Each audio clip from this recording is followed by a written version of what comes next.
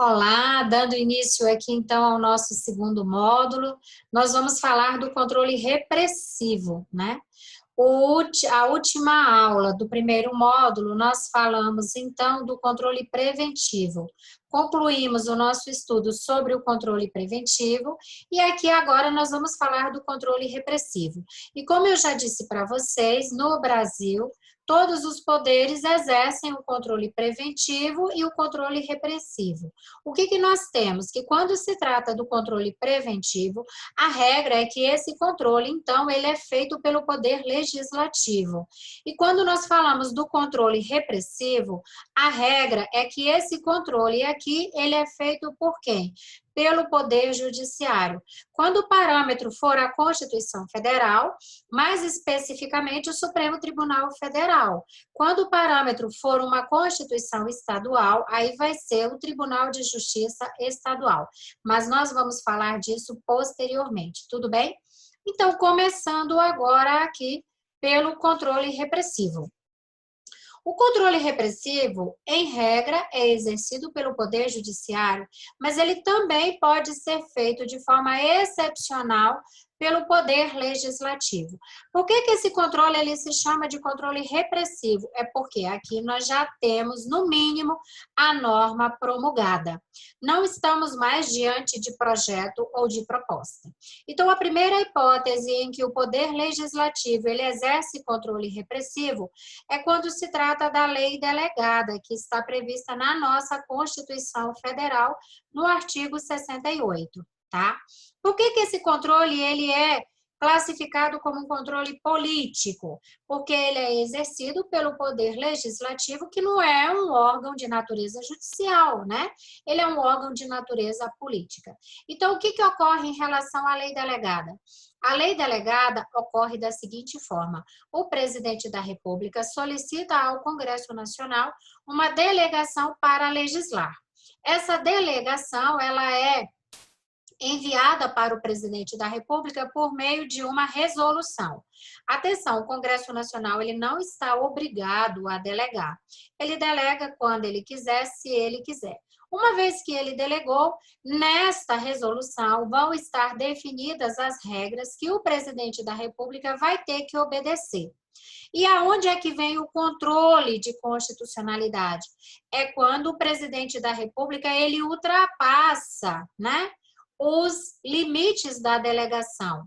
Uma vez que ele ultrapassou os limites da delegação, o artigo 49, inciso 5º, diz que quem vai sustar aquela parte da lei delegada em que o presidente da República ele extrapolou os limites da delegação é o Congresso Nacional por meio de um decreto legislativo, tá, gente? Então, esta é a primeira hipótese.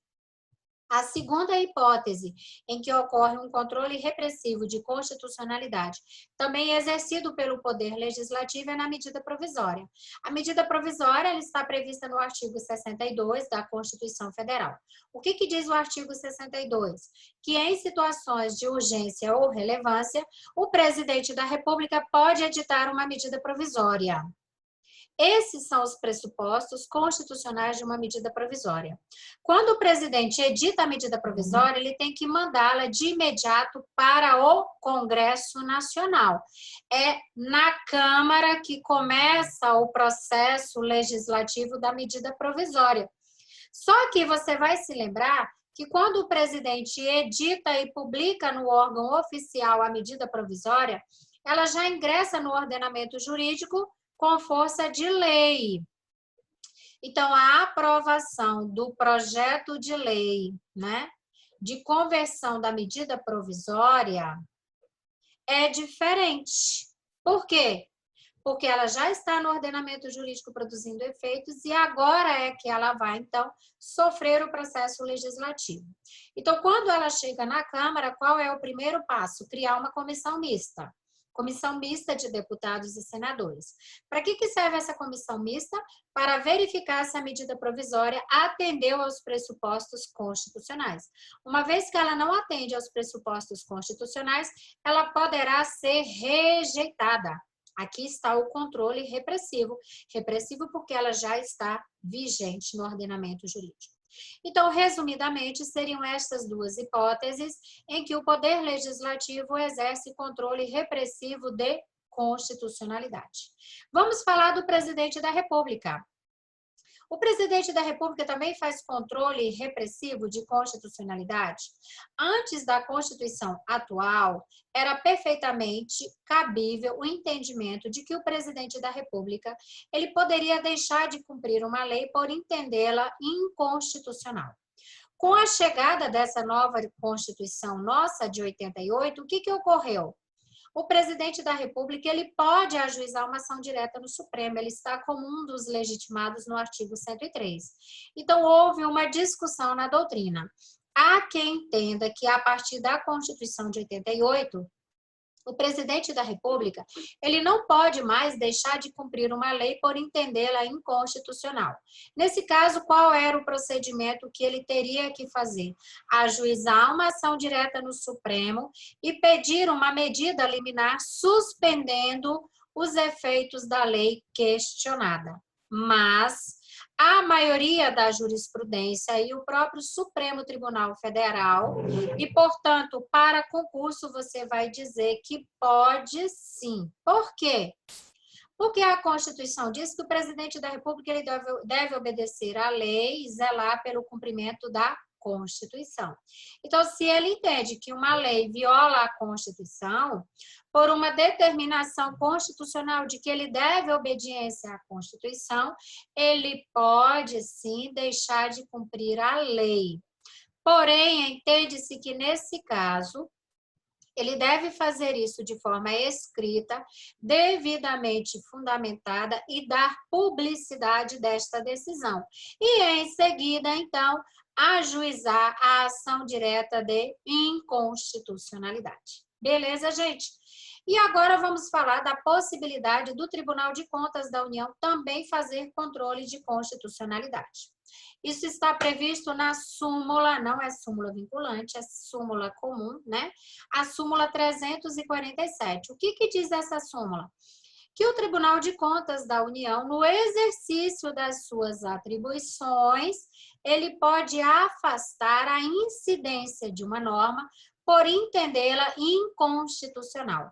Aqui tem dois aspectos. Primeiro, esse controle é repressivo porque a lei já está em vigor e ela foi utilizada para o agente público praticar um ato. E o que o TCU está fazendo aqui? Ele está julgando uma conta. Então, vamos pegar um exemplo. O TCU está julgando as contas do ministro da Saúde. E aí ele encontra aqui um ato normativo em que o ministro da Saúde se baseou para praticar um ato, gastar um dinheiro, fazer uma compra. Então, o TCU pode, nesse caso concreto, entender que esta lei ou que esse ato normativo viola a Constituição e ele afasta aqui, nesse caso concreto, a incidência desta norma. Vejam, ele não tem legitimidade nem competência para retirar a norma do ordenamento jurídico. Vejam o que diz a súmula. Ele pode, no exercício das suas funções, e qual é a função do Tribunal de Contas? Julgar contas, né? A Constituição, no artigo 71, diz que ele é um órgão auxiliar do Congresso Nacional para exercer o controle externo.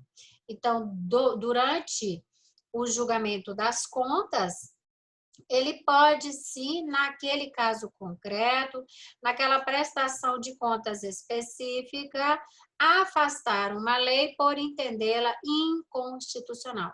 Então, nós podemos dizer que esse controle que é feito aqui pelo TCU é um controle difuso e concreto. Terminamos aqui, então, as hipóteses de controle repressivo exercido pelo Poder Legislativo e pelo Presidente da República. Na nossa próxima aula, então, nós vamos falar do controle repressivo exercido pelo Poder Judiciário, que é quem, em regra, tem competência para fazer o controle de normas em vigor. Tudo bem, gente? Até o nosso próximo encontro.